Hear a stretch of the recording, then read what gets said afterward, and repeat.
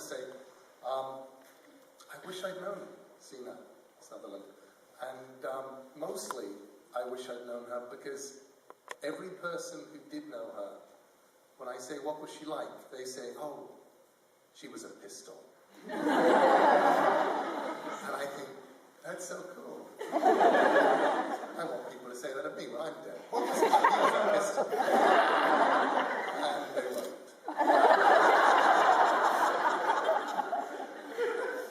So this is a speech which I have called, What the Very Bad Swear Word is a Children's Book Anyway. I hope none of you are here for answers. Authors are notoriously bad at answers. Well, no, that's not true. We're not bad at them. We come up with answers all the time. But our answers are unreliable, personal, anecdotal, and highly imaginative. These things can be drawbacks as far as answers go if you're hoping to use our answers in your lives. But they are all good things, not drawbacks, when it comes to questions. Authors pose really good questions, and our questions are often pretty solid. I don't write with answers, anyway.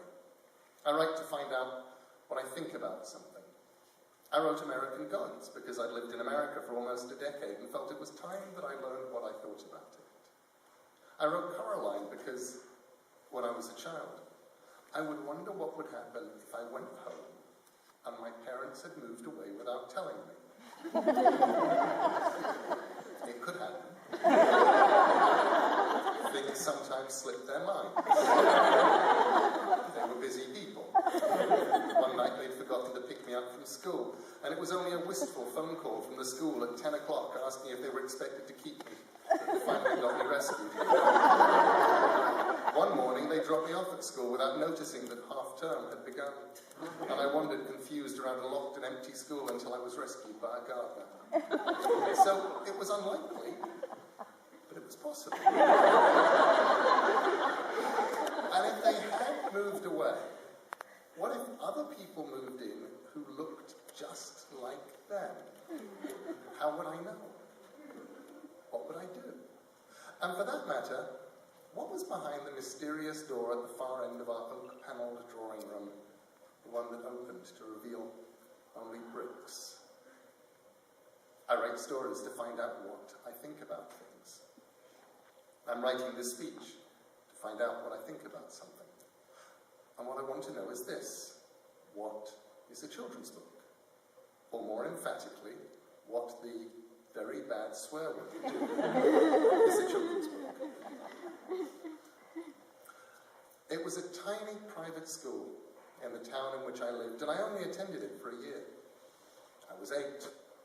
One day, one of the boys came in with a copy of a magazine with naked ladies in it, stolen from his father, and we looked at it to discover what naked ladies looked like. I do not remember what these particular naked ladies looked like, although I remember the little biographies by the pictures.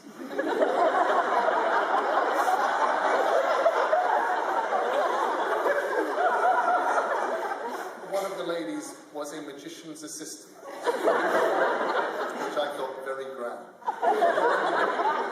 We were, like all children, curious. In the spring of that same year, some kids that I used to encounter on my daily walk home from school told me a dirty joke. It had a swear word in it. In fact, I do not think it would be overstating matters to suggest that it had the swear word in it. It was not particularly funny, but it was definitely sweary. And I told it to a couple of my school friends the following morning, thinking that they might find it funny, or failing that, think of me as sophisticated. One of them repeated it to his mother that night. Oops. I never saw him again. His parents would have pulled him out of that school because of my joke, and he never even came back to say goodbye. I was interrogated the next morning by the headmistress and the principal, who just bought the school and was intent on maximizing every drop of profit from it before she sold it to property developers the following year. I'd forgotten the joke by now. They kept asking me if I knew any 4-letter words. And while I had not run across that term before, I had an enormous vocabulary, and it's the kind of thing that people asked 8-year-olds. So I ran through every word made up of 4 letters that I could think of, until they told me to shut up. They asked me about rude jokes and where I'd heard them and to whom I had repeated them. That night, after school, my mother was summoned to a meeting with the headmistress and the principal. She came home and explained to me that she'd been informed that I'd said something so terrible, so awful, that the headmistress and the principal would not actually repeat it. What was it? I was scared to answer, so I whispered it to her. I had said, fuck. You must never, ever say that ever again, said my mother. That is the worst thing that you can say. She informed me that I would have been expelled from the little school that night, but because the other boy had already been removed from that seething den of scatological iniquity by his parents, the principal had announced that she was not prepared to lose 2 sets of school fees. So I was spared. I learned 2 very important lessons from this. The first was that you must be extremely selective when it comes to your audience. And the second was that words have power. Children are a relatively powerless minority, and like all oppressed people, they know more about their oppressors than their oppressors know about them. Information is currency, and information that will allow you to decode the language, motivations, and behavior of the occupying forces on whom you are uniquely dependent for food, for warmth, for happiness, is the most valuable information of all. Children are extremely interested in adult behavior. They want to know about us. Their interest in the precise mechanics of peculiarly adult behavior is limited. All too often it seems repellent or dull. A drunk on the sidewalk is something you do not need to see, and part of a world you do not wish to be part of. So you look away. Children are good at looking away. I do not think I liked being a child very much. It seemed like something one was intended to endure, not enjoy. A 15-year-long sentence to a world less interesting than the one the other race inhabited. I spent it learning what I could about adults. I was extremely interested in how they saw children and childhood. There was an acting copy of a play on my parents' bookshelf. The play was called The Happiest Days of Your Life. It was about a girls' school evacuated to a boys' school during the war, and hilarity ensued. My father had played the school porter in an amateur production. He told me that the title, The Happiest Days of Your Life, was a saying that referred to your school days. This seemed nonsensical to me then, and I suspected it of being either adult propaganda, or more likely as confirmation of my creeping suspicion that the majority of adults actually had no memories of being children. For the record, I don't think I ever disliked anything as long or as well as I disliked school. The arbitrary violence, the lack of power, the pointlessness of so much of it. It didn't help that I tended to exist in a world of my own, half in the world, half out of it, forever missing the information that somehow everyone else in the school managed to have obtained. On the first day of term, I felt sick and miserable. On the last day, elated. To my mind, the happiest days of your life was just one of those things that adults said that not even they could have believed. Things like, this isn't going to hurt. Which was simply never true. My defense against the adult world was to read everything I could. I read whatever was in front of me, whether I understood it or not. I was escaping. Of course I was. G.K. Chesterton wisely pointed out that there is nothing wrong with escapism, that the only people who inveigh against escape tend to be jailers. But I was learning. I was looking out through other eyes. I was experiencing points of view I did not have. I was developing empathy, realizing and understanding that all the different incarnations of I in stories that were not me were real, and passing on their wisdom and experience, allowing me to learn from their mistakes. And I knew then, as I know now, that things need not have happened to be true. I read everything I could find. If the cover looked interesting, if the first few pages held my interest, I would read it, whatever it was, whatever the intended audience. This meant that sometimes I would read things I was not ready for, things that bothered me, or that I wished I had not read. Children tend to be really good at self-censorship. They have a pretty good sense of what they're ready for and what they're not, and they walk the line wisely. But walking the line still means you will go past it on occasion. I remember the stories that troubled me still. A horror show by Charles Birkin about a couple who had lost a daughter visiting a carnival freak show and seeing a golden-eyed creature that was probably their daughter, stolen and deformed by an evil doctor. A short story called The Speed That Kills about evil traffic wardens, in which I learned that women could be made to pee into bottles to have their alcohol levels checked. And a short story called Made in the USA, in which an android girl was forced at knife point to undress in front of people to show them that she had no belly button. There was also a newspaper I read, aged 9 or 10, while waiting for my parents with nothing else to read, that turned out to be a factual 16-page description with photographs of concentration camp atrocities and horrors. I read it and I wished that I had not, because my view of the world was so much darker afterwards. I'd known about the millions of people who'd been killed. I had lost almost all my European extended family, after all. I'd not known about the medical tortures, the cold-blooded, efficient monstrousness that humans had inflicted on other helpless humans. Helplessness upset me. The idea that I could be stolen from my family and turned into a monster and they would not know me, that people could be forced against their will to pee into bottles or take their clothes off, both of which, for me, were about helplessness and embarrassment, that most crippling of English conditions. They upset me, and I did not have the engines to deal with them. I don't remember ever being bothered by running into references to sex, which for the most part, I did not actually understand. Adult authors tended to write in something that seemed like code, comprehensible only if you already knew what they were saying. Years later, writing a long fairy tale called Stardust, I tried to write a sex scene in the same coded way, and succeeded perhaps too well, as kids would barely notice it, and adults would complain that it was embarrassingly explicit.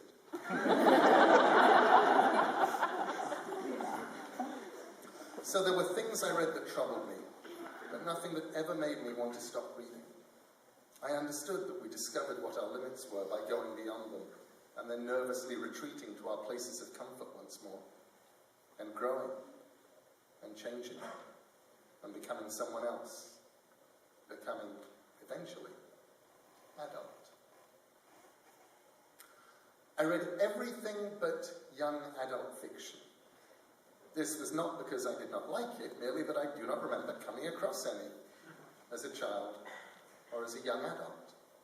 There was always more adult fiction around than there were children's books, and at school, from the age of about 11, the books that we read in the quiet period after lunch that we passed around, that went from boy to boy as each of us were done with it, were James Bond and Modesty Blaise, Pam books of horror stories, the occult thrillers of Dennis Wheatley, authors like Edgar Wallace and Chesterton, and Conan Doyle, Tolkien and Michael Moorcock, Ursula Le Guin, and Ray Bradbury. There were children's authors I still loved, but the majority of them wrote books I never saw in bookshops or any shelves other than my local libraries.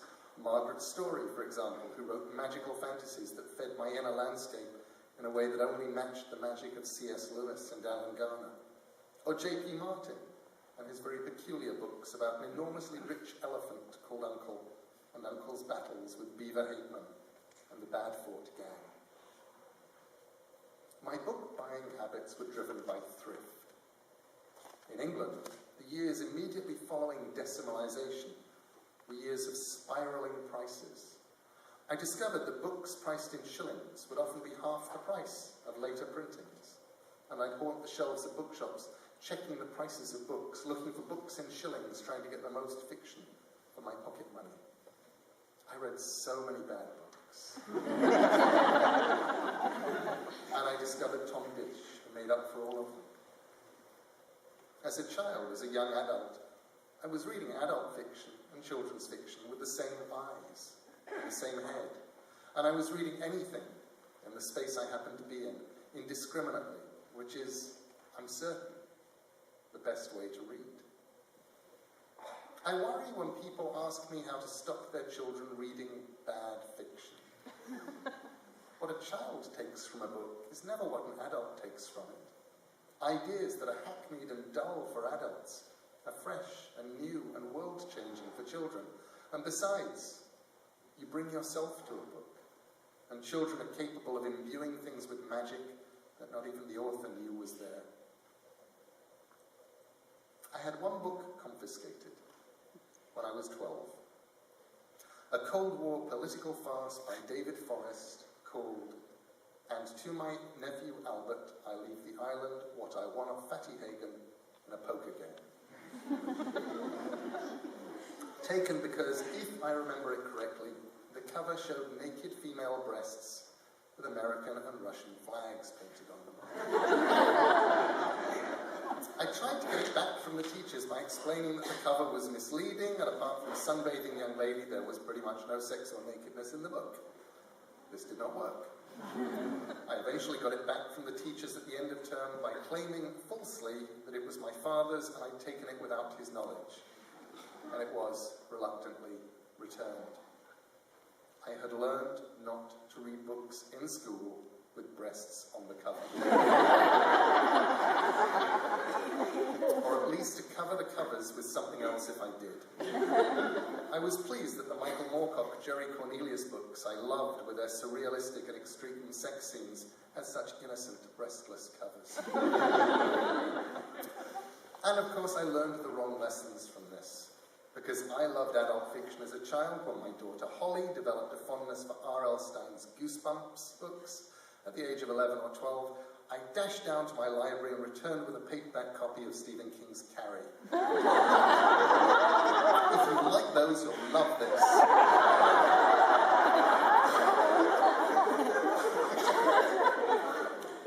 Holly spent the rest of her teen years reading books in which cheerful young heroines travelled in covered wagons across the plains.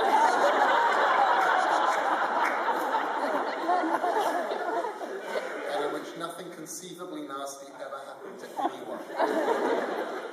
And even 15 years later, sometimes when Stephen King comes up in conversation, she glares at me. American Gods contains scenes that I would not want a child to read, mostly because I would not want to explain those scenes to a child who had read them and demanded an explanation. I do not worry about a 10-year-old picking it up and reading it now. I think any reader not ready for it would be bored by it. I've been a professional writer, earning my living through my words for 30 years now. I've written books for adults, and I've written books for children. I've written several books for adults that were awarded the Alex Award by the Yalza for being books for adults that younger readers enjoyed. I've written books for children that were later republished in respectable editions, which adults could buy and read in public, without fear of being thought childish. I've won awards for writing for adults and awards for writing for children. I published my first book for children the day I swapped my dad for 2 goldfish almost 15 years ago now. So it's embarrassing to admit that, as I write this, as I read it, and for most of the last 5 months, I've been trying to work out what a children's book is, and what an adult book is, and which one I was writing, and why. I think that in general, the key question of what is children's fiction is answered in the same way as pornography on the I know it when I see it principle. And that is true up to a point. But Coraline was only published as a children's book because Morgan de Fiori lied. Her mother, Marilee Heifetz, has been my literary agent for the last 25 years and is the person whose opinion I trust the most. I sent her Coraline, and her opinion was that it wasn't a children's book, it was too scary for children. I'll tell you what, I told her, Why don't you read it to your girls? If they're scared by it, we'll send it to my adult editor. Her girls were Emily, aged 8, and Morgan, aged 6. She read it to them and they loved it and they wanted to know what happened next, and she got to the end and called me and said they weren't scared. I'm sending it to Harper Children's. 8 years later, I was sitting next to Morgan DeFiore, who was at the time about 15, at the off-Broadway opening night of the Coraline musical. I told my now wife Amanda the story and explained that it was because Morgan was not scared that Coraline was a children's book. And Morgan said, I was terrified.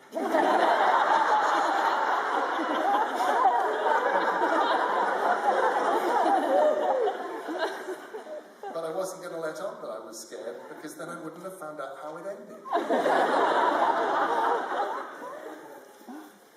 In the last year, I've written 3 books. I wrote a picture book called Choose Day. Hang on. Actually, coincidentally, have a copy. Literally coincidentally, it was in my bag accidentally. So Choose Day. About a baby panda who sneezes. It may be the simplest book I've ever written. It's the only time I've ever imagined myself writing a book that I intended to be read to children who could not yet read. It exists because none of my children's picture books have ever been published in mainland China. They've been published in Hong Kong and in Taiwan, but there has never been a Neil Gaiman written picture book in China because I was told by the Chinese that in my books the children do not respect their parents enough, and they do bad things without getting properly punished, and there is anarchy and destruction and insufficient respect for authority. So it became a goal of mine to create a picture book that would contain all of these things and also be published in mainland China.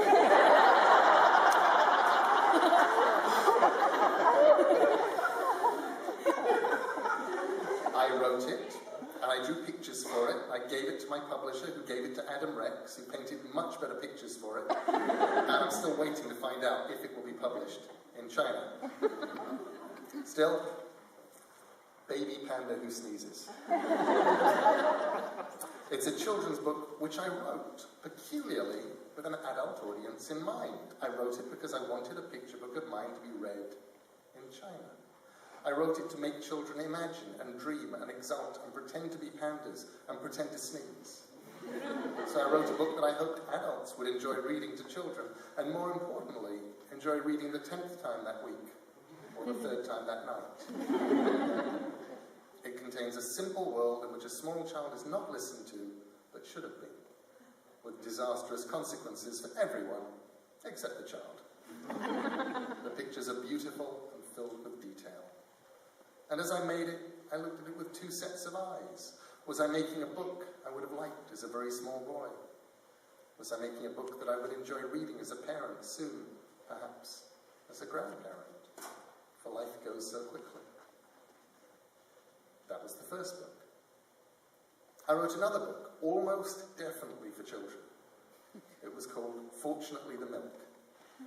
It was meant to be as short as The Day I Swapped My Dad for 2 Goldfish, to which it was a thematic sequel. That was a book that contained a father physically present, but so absent that children were able to him for other things, like a gorilla mask, an electric guitar, a white rabbit, a goldfish, 2 goldfish, while he simply read the newspaper. I thought I should redress the balance. I would write about a father who would have incredibly exciting adventures, or at least claim to have had them, while going to get milk for his children's breakfast cereal. The book grew until it was entirely too long to be a children's picture book, then ran out of words before it was long enough to be a novel. My editor's first perfectly sensible question to me was, since this was a children's book, why was the father the hero? Couldn't it have been his son, our narrator, who had the amazing adventures? Which meant that I had to ponder whether an adult protagonist was right for this kind of children's book. I had no rational response. Mostly because the book had not been written or composed or even conceived rationally. It was a book about a father who went out for milk and came back late and related his unbelievably exciting adventures to his disbelieving and unimpressed children. It was called, fortunately, The Milk. It was not created rationally. I'd simply described it as if I'd stumbled across it and needed to record it for the world. I couldn't have changed it because that was what it was. So the father remains the hero and is the one who returns with the milk. The third book I wrote is the one that inspired the title of this talk and is the reason why I puzzle and I wonder. It has a working title of Letty Hempstock's Ocean. It's written almost entirely from the point of view of a 7-year-old boy. It has magic in it. 3 strange science-fictional witches who live in an ancient farmhouse at the bottom of the protagonist's lane. It has some unusually black and white characters, including the most absolutely evil creature I've made since Coraline's other mother. It has sense of wonder in it and strangeness. It's only 40,000 words long, short for an adult book, but for years considered the perfect length for juvenile. It has everything in it I would have loved as a boy. And I don't think it's for kids. I'm not sure. It's a book about child hopelessness. It's a book about the incomprehensibility of the adult world. It's a book in which bad things happen. A suicide sets the story in motion, after all. And I wrote it for me. I wrote it to try and conjure my childhood for my wife, to evoke a world that's been dead for over 40 years. I set it in the house I grew up in, and I made the protagonist almost me. The parents, almost my parents. The sister, my sister. And I even apologized to my baby sister because she could not exist in this fictional version of events. I'd made notes for myself as I wrote it on scraps of paper and in margins to try and work out whether I was writing a book for children or for adults, which would not change the nature of the book, but would change what I did with it once it was done, who would initially publish it and how. They were notes that would say things like, in adult fiction, you can leave the boring bits in.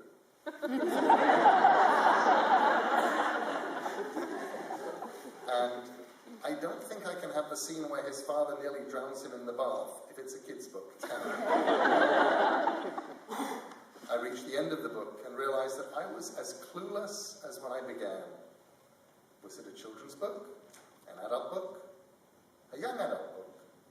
A crossover book? A book?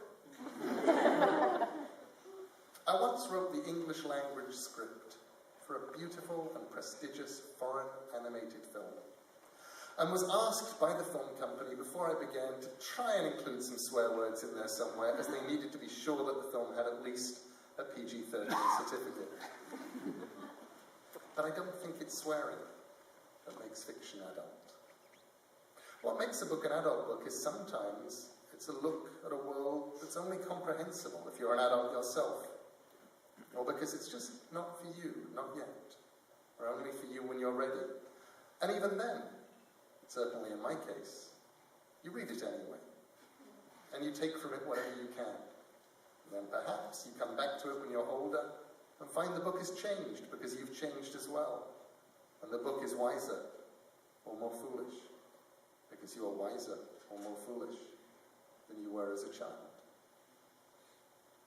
And I've told you all this in the hopes that the action of writing it all down, of talking to you, would clarify things for me, that it would shine a perfect and illuminating light on that most vexing of questions: what the fuck is a children's book anymore?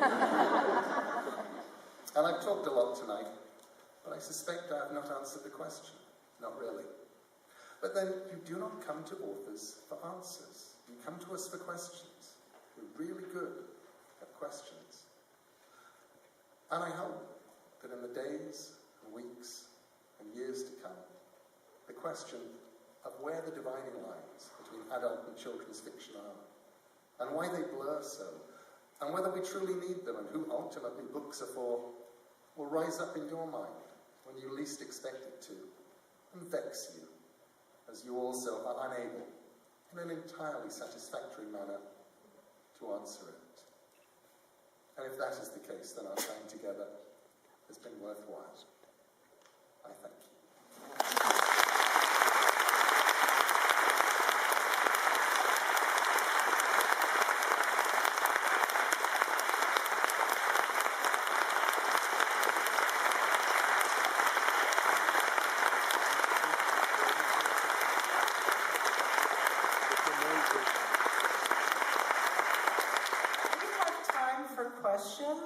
if you have a question, raise your hand, and Neil can answer it.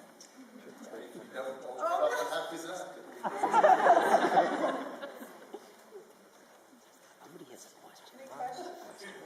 Really? Oh, there you go. Thank you. How long does it take me to write a book? The only true answer on that is it depends on the book. Coraline took 10 years. But most of that time I wasn't writing it. Most of the time I was wondering what happened next after the bit I got stuck on. The Graveyard book either took me about 3 years to write, or it took about 25 years.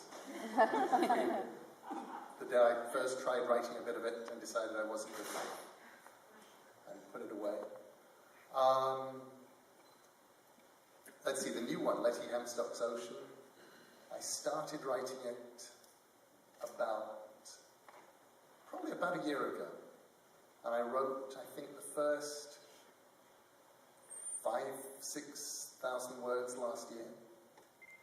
And then stopped. And really stopped because I really didn't know what kind of a book it was. And got to the point in it where it was almost confusing me because I was going, well, okay, either this goes here, in which case it's a kid's book, or here if it's an adult book, and I'm not really sure, and I put it aside. And then I went in January to Florida to write a completely different book, and went out jogging one morning. And while jogging, going, I'm really not sure about this thing that I'm meant to be writing. I suddenly thought, actually, I know exactly what happens next in Letty Hempstock's Ocean. And suddenly stopped worrying about whether it was for adults or kids, and just wrote the next thing, and the thing after that, the thing after that. And like I said, it's about 40,000 words, which is a short novel, but it's a solid novel. It's longer than Coraline.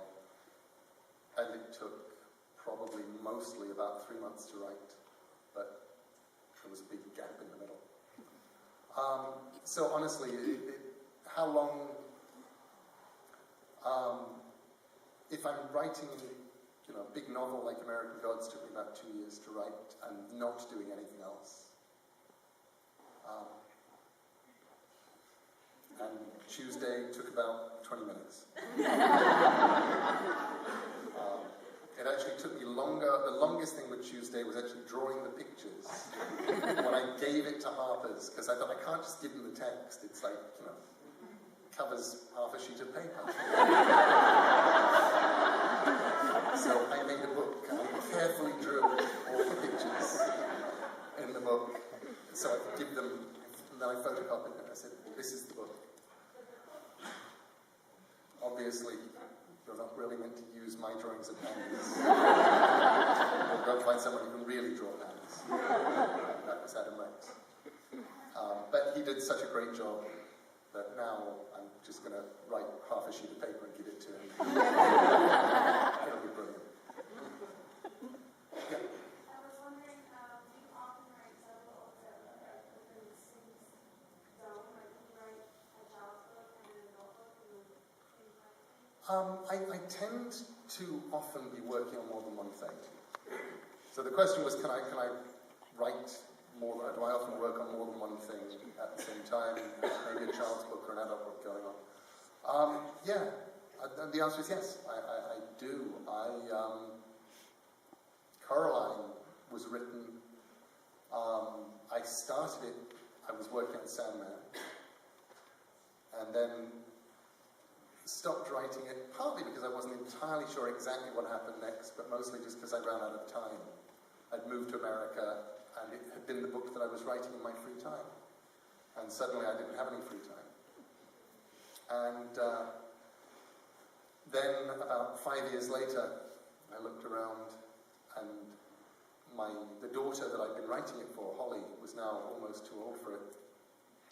And there was a baby who was getting old, and I suddenly thought, if I don't write it, it'll be, the baby will grow up, and I won't finish this thing. So, but I didn't have any free time. So I put a notebook by my bed, And I stopped reading before bed. Up until that point, every night of my life, I'd read before going to sleep, even if it was just a few pages. And for the next 18 months, I would write before going to sleep, even if it was just 50 words. I would get that 50 words written before I went to sleep. And that was how I wrote the second half of Caroline. And I tend not to be a writer who believes in writer's block. But I absolutely believe in getting stuck.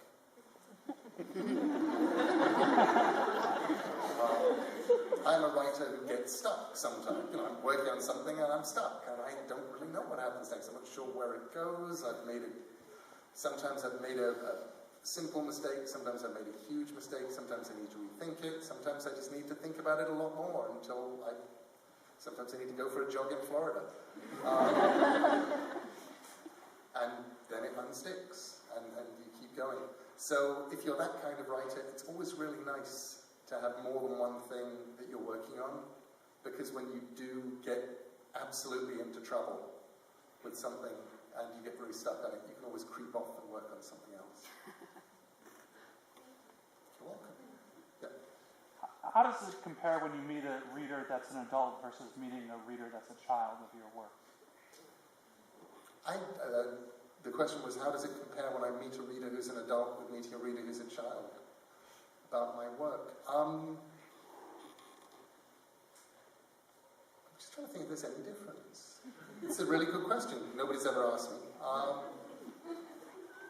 Kids tend to be a little bit more nervous. They don't really have, kids tend to relate less to the author and more to the book. Adults tend to relate more to the author as the creator of the book. So, the worst thing is when an adult starts prodding a kid to talk to you about the book that they loved. And you can see them going, I don't want to talk to him, he's weird. Weird hair. What does he have to do with this book that I read? Why do I have to talk to this man? I don't know. Whereas adults are willing to go, no, I know you. You wrote this book that and so they're much braver. Daniel Handler, who may or may not be Lemony Snicket, told me when I started signing for children, I said to him, do you have any advice? And he said, yes. He said, the only advice I have for you is don't talk to the parents. And I said, how do you mean? He said, well, when you get parents in line with kids, and the parent and the kid walks up to you holding their book, and the parent says, Johnny really loved your book. Johnny really enjoyed your book. Johnny doesn't read a lot, but Johnny loved your book. And the things that Johnny particularly loved about your book are this. That is the point where you look at Johnny and you say, is this person with you? Are they bothering you?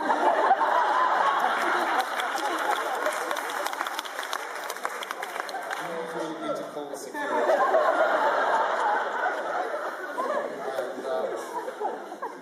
And I've never been brave enough to do that. But I like to think that maybe Daniel has. Now the hands go up, yes. You've made so many books. I'm just wondering, the process of getting going, have you ever had to mercy kill a book that's just a fan? Do you have all false starts, or is it just all the way through? Have I ever mercy killed a book? It was just that. The Wolves and the Wolves, I wrote 3 times. I knew the story, and the first time I wrote it, it was completely lackluster, and it had nothing that would make an adult reading it to a kid enjoy it, and nothing that would make a kid go, this is a special story. And about 8 months later, I thought, oh, I'll try that Wolves and the Wolves thing, and I sat down and wrote it. And it really didn't work. And then, about 6 months after that, I was walking home, and I remember the words came into my head, when the wolves come out of the walls, it's all over. And suddenly I thought, that's the beat of the story, that's the cadence, that's going to... Okay, now I have my book. And I sat down and I wrote the book, and it was the book. I've never done that before, and I've never done that since, that I can think of. But that time, that absolutely worked. It was, a short book, but it was... The tone of voice was the most important thing. I don't think there are any books that I've ever mercy killed. There's a couple of books that have never been written.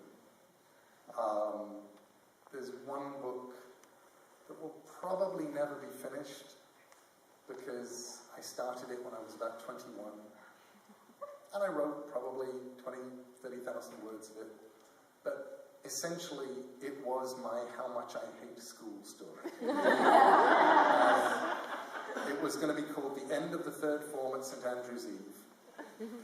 And it was about a bunch of 12-year-olds who were, you had a biology teacher who was building a boy in the basement. You had all these zombie headmasters were going to be coming back to life. I remember at the end of it, I think at least one kid was going to get killed by the school peacock. Because my school had a peacock who I hated. It was vicious. It was loud. And I thought, yes, if you're going to kill somebody, kill them. And I basically just filled it with all of the things I really hated about school. The time that the biology teacher, who was also the school chaplain, took us out and presented it. We were probably about 9, I think, maybe 10. And he showed us a rabbit that they just shot, because they were like rabbits. And then he proceeded to skin it for us, cut off the paws, give them to his favourites, or holding out what he announced was a lucky rabbit paw. And I'm sitting there thinking, that rabbit had 4 of them. It was not lucky.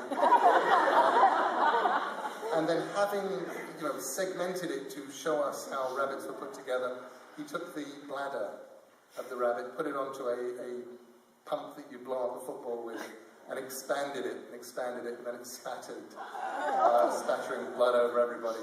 And I thought, there is something wrong with this. I'm 9, you're 35, it's just weird.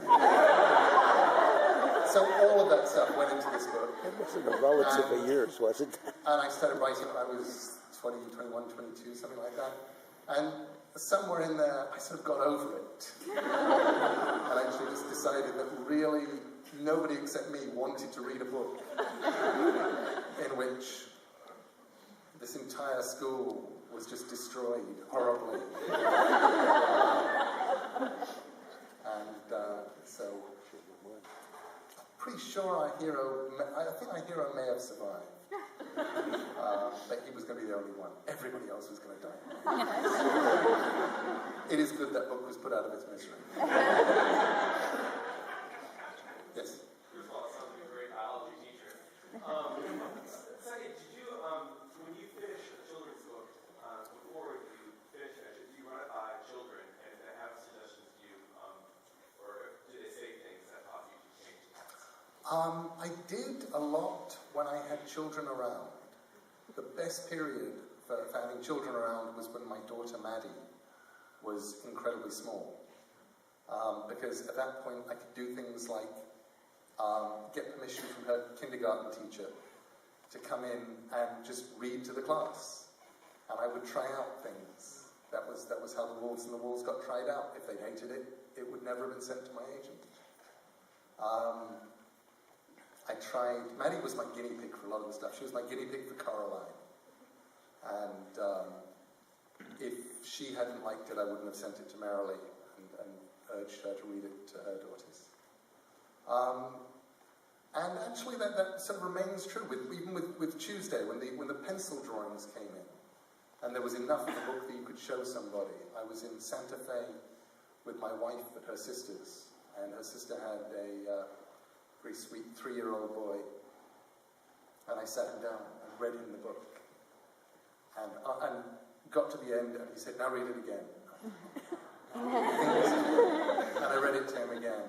And then he spent the rest of the evening pretending to sneeze. And I thought, good, it works.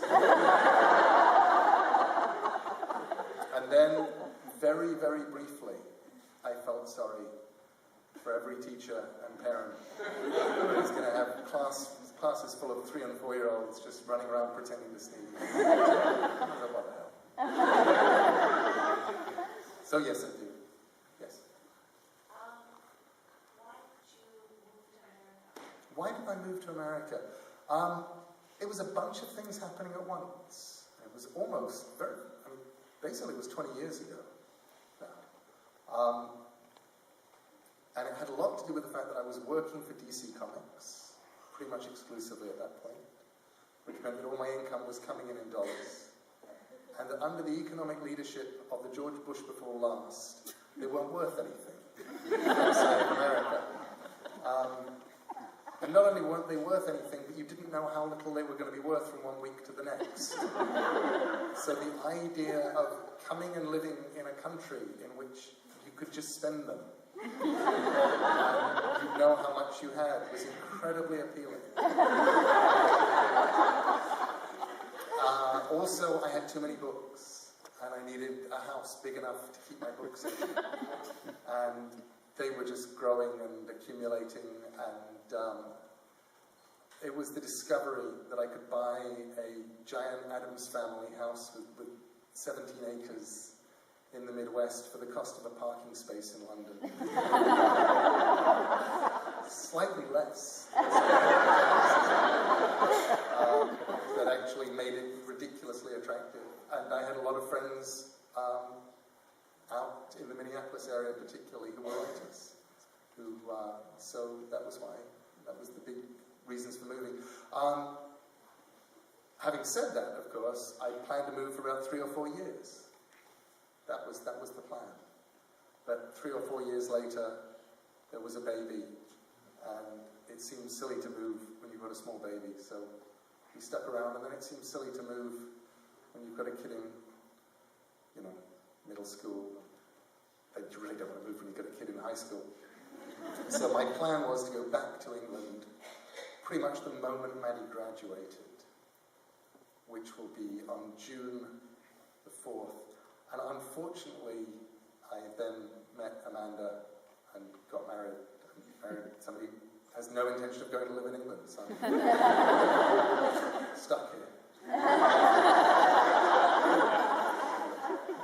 I'm still hanging on to my English nationality, mostly because I know that my mum would get ridiculously upset if she discovered I'd become American. She lives in hope that I'll get knighted, because Terry Pratchett got knighted.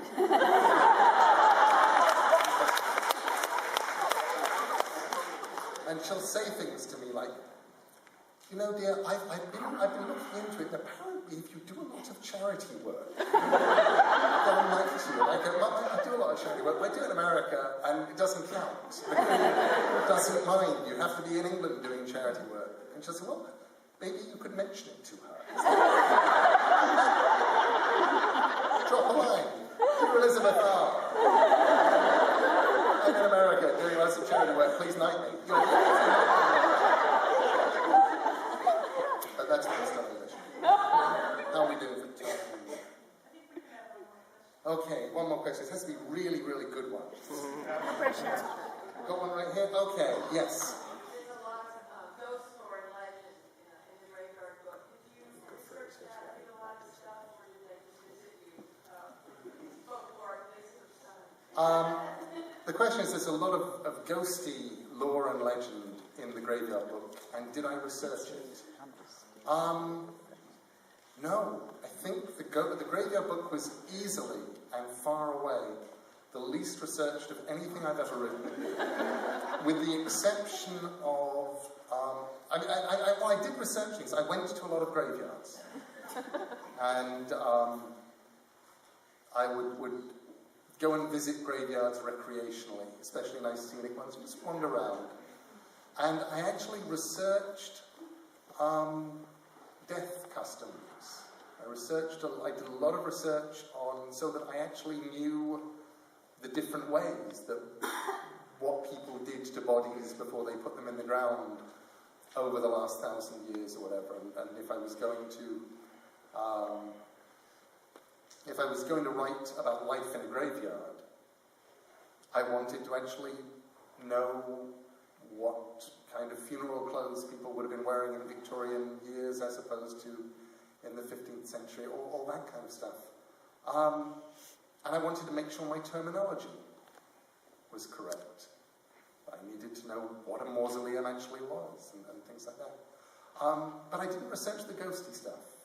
The ghosty stuff, I wrote as it felt right. And it's, there are specific things I can point to. And there would be specific things that would have their inspirations in things like, for example, I always had the Jungle Book to play off. I could go, this is my template. This is my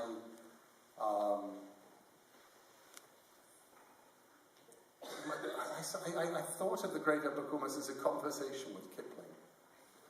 So, but it was also very peculiar because it wasn't actually just a conversation with Kipling.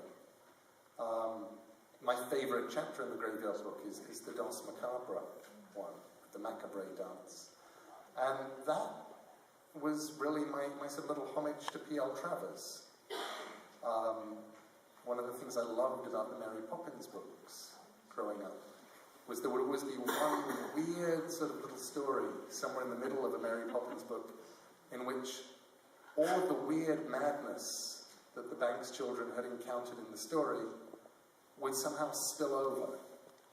And it would spill over, and the townsfolk and the people who just into normal lives, and suddenly everybody would be floating around on balloons or whatever. And nobody would ever remember it the next day. And I thought, I want to write one of those.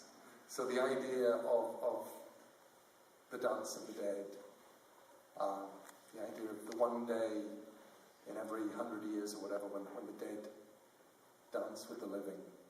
And neither of them ever remember it, or at least neither of them ever talk about it. Came very much out of that.